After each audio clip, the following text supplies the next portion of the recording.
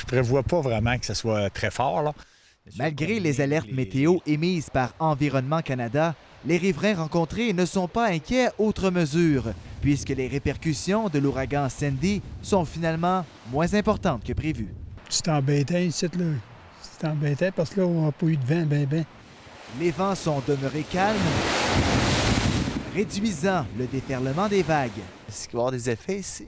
Non, je ne penserais pas. Non. Non, ça va être... Il faut avoir confiance. Vous n'avez rien préparé en conséquence? Non, absolument pas. Hugues Boucher a pourtant vu sa résidence être entourée d'eau lors des grandes marées de 2010. Conséquence, il a dû investir 60 000 $, notamment afin de surélever sa maison. Il y a eu 24 pouces d'eau ici dans la rue. Moi, j'ai eu 4 pieds d'eau dans mon sous-sol. J'ai tout perdu ce qu'il y avait dans le sous-sol. Depuis, la municipalité de Saint-André a apporté les correctifs nécessaires en haussant d'1 mètre les aboiteaux. Si on aurait la même marée qu'en 2010, il n'y aurait pas de problème. C'était prévu pour ça? C'était prévu pour ça. Même on s'est mis une ligne métrique là-bas pour suivre la hauteur des marées, tout ça.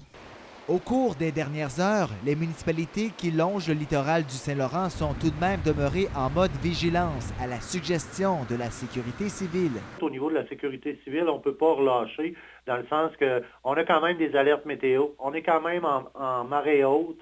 On sait qu'il va y avoir des vents de l'est et du nord-est.